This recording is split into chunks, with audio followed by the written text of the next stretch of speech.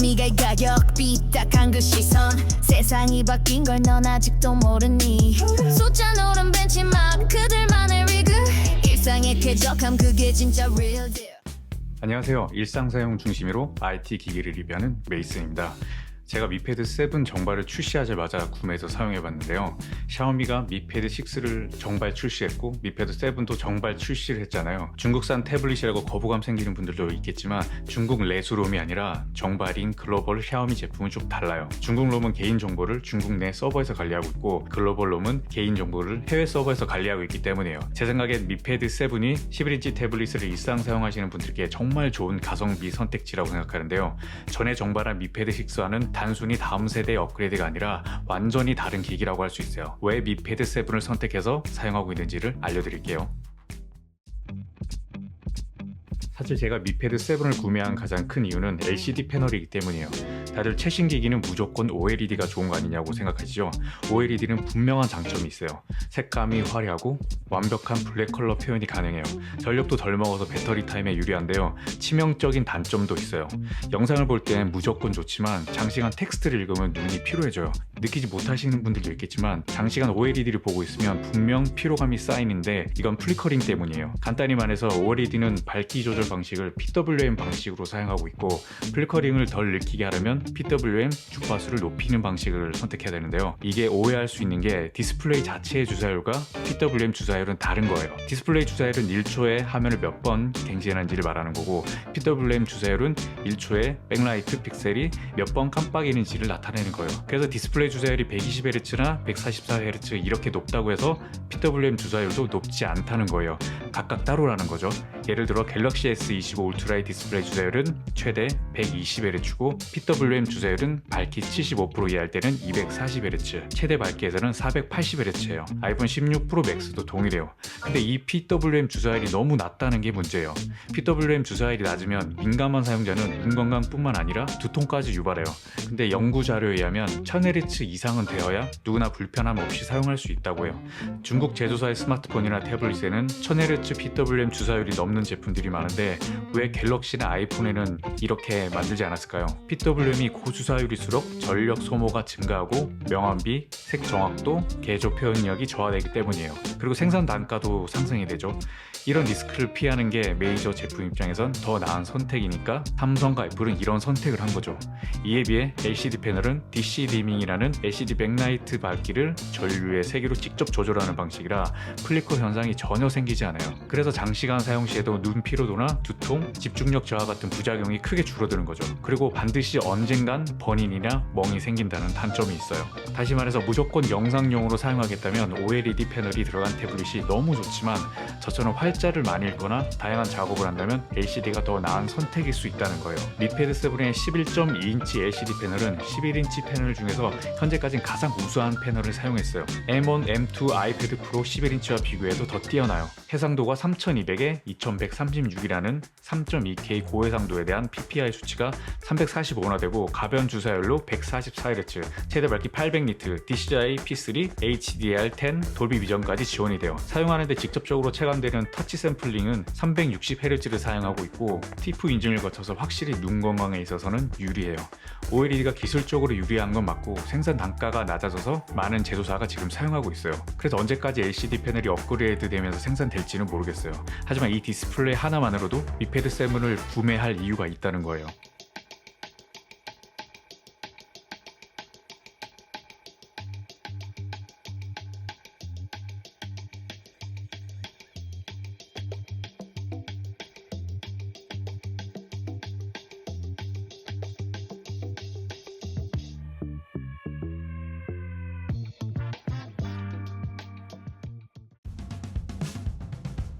미패드 7은 스냅드래곤 7 플러스 젠 3가 탑재됐어요. 여러분 스마트 기기를 얘기할 때마다 긱벤치 점수가 어떻네, 안투투 점수가 몇이네 이런 얘기 많이 들어보셨죠? 근데 솔직히 그게 일반 사용자들에겐 큰 의미가 있을까요? 벤치마크 점수는 자동차로 치면 최고 속도가 300km 같은 거예요. 우리가 일상 도로에선 그렇게 달리지 않잖아요.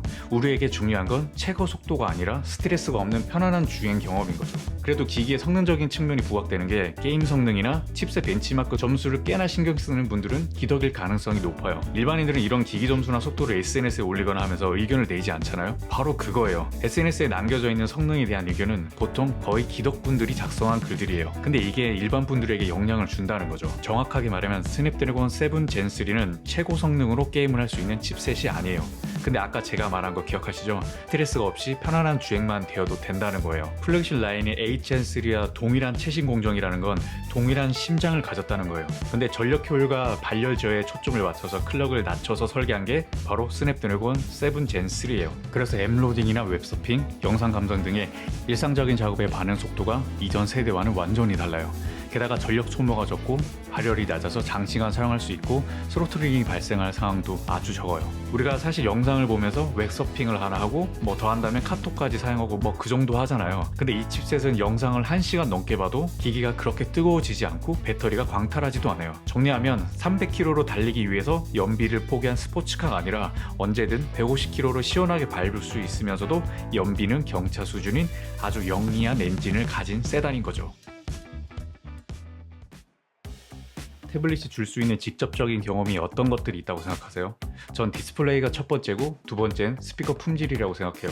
미패드 7은 굉장히 독특하고 재미있는 스피커를 가지고 있어요. 우선 4개의 스피커를 탑재하고 있고 돌비 애트머스 지원과 가로 세로 모두 스테레오 사운드가 가능해요.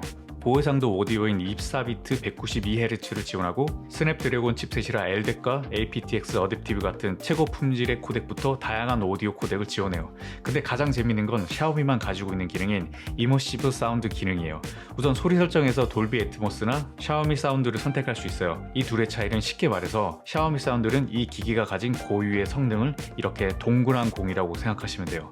근데 돌비 애트모스 기능은 이 동그란 공을 이렇게 길게 늘리는 거예요.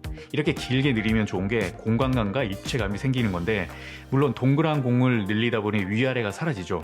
그만큼 옆으로 소리가 넓어질 뿐이지 소리 자체가 좋아진다는 건 아니에요. 이건 샤오미만 그런 게 아니라 돌비 애트모스로 제작된 원본 음량이 아닌 경우에 일반적으로 제작된 음량을 소프트웨어로 입체감과 공간감이 생기도록 변형을 하는 거예요.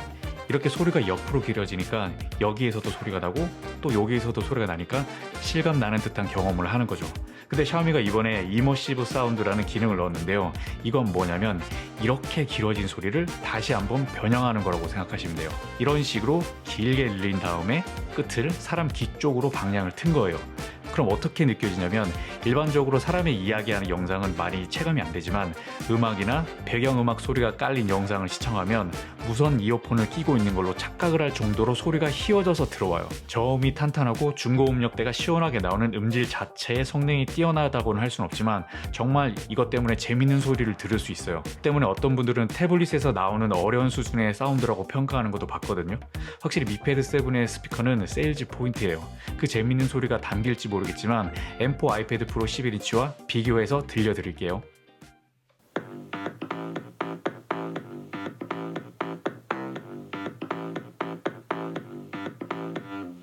Bad little baby, I'm hot like tea. I'm a bad little chick with a body on me like.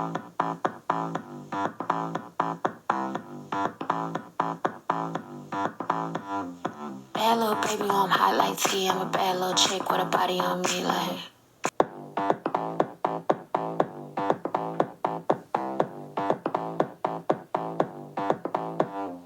Bad little baby, I'm hot like tea. I'm a bad little chick with a body on me like.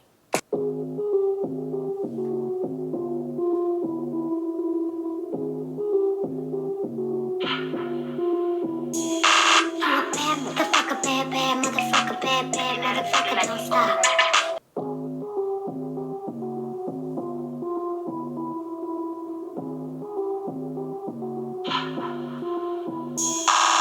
Bad motherfucker, bad motherfucker, don't stop.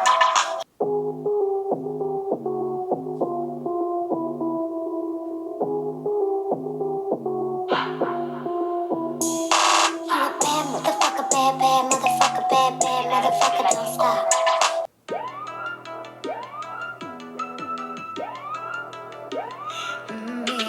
샤오미가 가격 삐딱한 그 시선 세상이 바뀐 걸 넌 아직도 모르니 숫자 노른 벤치마크 그들만의 리그 일상의 쾌적함 그게 진짜 real deal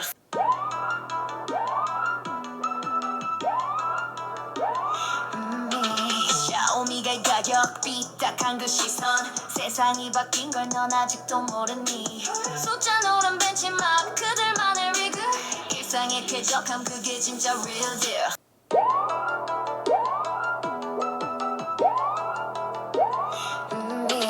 샤오미가 가격 삐딱한 그 시선 세상이 바뀐 걸 넌 아직도 모르니 숫자 노른 벤치마크 그들만의 리그 일상의 쾌적함 그게 진짜 real deal 지금까지 스펙이 정말 좋은 중국판 기기들을 많이 써봤는데요. 분명 스펙으로만 따지면 기대한 성능과 퀄리티가 나와 있는데 현실은 그게 아니었어요. 왜냐하면 하드웨어는 좋은 게 들어왔는데 운영체제인 OS가 그걸 따라주지 못해서 그랬어요. 이거는 샤오미도 당연히 해당되는 이야기였고요. 근데 샤오미가 하이퍼 OS로 변경되면서 이것도 옛말이 됐어요. 하이퍼 OS는 구글 안드로이드 오픈소스에 커스텀을 한 건데 예전보다 훨씬 시스템이 가벼워지고 리소스 관리와 배터리 효율이 향상되도록 세팅됐어요. 이 때문에 하드웨어 속도를 그대로 내게 해줬고 배터리 효율이나 메모리 관리까지 향상됐어요. 구글의 AI 기술을 응용한 AI 기반 자동화나 안드로이드의 호환성도 좋아졌어요. 미패드 7이 와이파이 7을 호환하거든요. 예전 같으면 그냥 지원됐다는 거지 뭐 하고 넘겼겠지만 이제 제대로 속도가 나옵니다. 다시 말하면 여러분들이 과거에 경험한 그 싸구려 샤오미가 아니에요. 미패드 7을 구매할 때 약간 함정이 있는데요. 국내 정발의 경우 램 8기가 저장 공간 128기가 모델과 램 8기가 256기가 모델을 판매하고 있어요. 4만원 차이가 나는데요. 어차피 큰 용량이 필요 없다고 128기가를 선택하는 분들이 있겠지만 꼭 256기가를 선택하세요. 왜냐면 128기가는 UFS 3.1이고 256기가는 4.0이기 때문이에요. UFS는 하드디스크나 SSD처럼 저장 공간인데 이 둘의 수치가 2배나 돼요. 제가 일상 사용할 때 중요하다고 생각하는 게 AP 칩셋보다 이 UFS 속도가 더 중요하다고 생각하거든요. 정말 영상만 트는 용으로 구매하신다면 128기가를 사셔도 되지만 웹서핑도 하고 SNS도 하고 모니터 연결이나 다중 작업을 하실 거면 무조건 256기가를 사셔야 해요. 이거 정말 중요합니다. 미패드 7도 아이패드처럼 키보드 케이스도 있고 일반 케이스도 있는데요. 전 일반 케이스만 구매했어요. 키보드 케이스가 두 가지 종류가 있는데 트랙패드가 있는 거랑 없는 게 있어요. 없는 거는 8만원 정도 하고 트랙패드가 있는 모델은 16만원 정도 해요. 여성분들은 괜찮을지 몰라도 남자가 11인치 키보드로 타이핑하긴 좀 작아요. 아이패드 11인치 경우에도 이렇게 어깨를 좁히고 이렇게 타이핑을 해야 되거든요. 그런 면에서 11인치에선 이 가격을 주고 키보드 케이스를 구매하는 건 권하지 못할 것 같아요. 혹시나 해서 알리에서 미패드 7 매직 키보드라는 한 5만원 정도 되는 그거 사시면 후회하실 거예요. 제가 직접 사봤거든요. 일단 굉장히 무겁고요. 키감이 별로인 건 당연하고 케이스를 이렇게 들게 되면 트랙패드가 자동으로 눌러져요.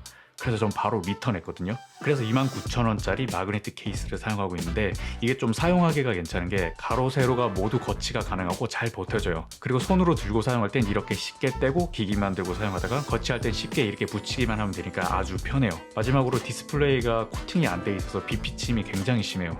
그래서 일반 보호 필름이나 강화 유리 말고 AR 필름이 있거든요. 그걸 붙여주시면 사용하실 때 훨씬 빛 반사를 적게 사용할 수 있어요.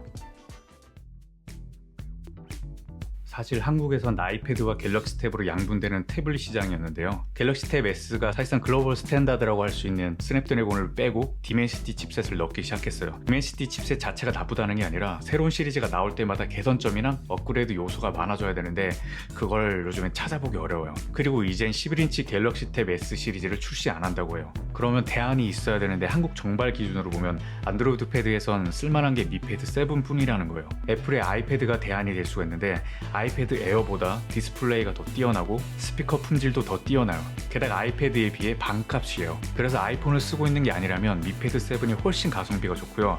감히 M4 아이패드 프로에는 비교 안 되지만 아이패드 M1 프로와는 비교할 수 있는데 성능 점수는 싱글 코어의 경우 미패드 7은 1922점, M1 아이패드는 1722점, 멀티 점수는 미패드 7이 5122점, 아이패드 프로는 7345점이에요. M1 아이패드 프로에 비해 멀티 코어 점수에서 낮지만 싱글 코어 점수가 높다는 건 실제로 일상 사용 시 더 빠르게 체감이 될 수 있다는 거예요. 그리고 디스플레이나 스피커는 사실상 미패드 7이 더 좋고요. M1 아이패드 프로 준 거보다 더 저렴하기 때문에 미패드 7을 정말 특별한 이유가 아니면 있지만 안 살 이유가 없어요. 국내 정발 태블릿 중에 더 가성비가 있는 제품이 있지만 그건 또 정발된 레드미 패드 SE나 레드미 프로가 그 포지션을 지키고 있어요. 이 제품들도 곧 리뷰를 할 거고요. 미패드 7을 게임이나 고성능을 요구하는 사용자분들께 권하기는 어렵지만 평범한 일상 사용 패턴을 가지신 분들께는 꼭 한번 구매해보라고 권하고 싶어요. 지금까지 일상 사용 중심으로 IT 기기를 리뷰하는 메이슨이었고요. 구독과 좋아요를 부탁드려요.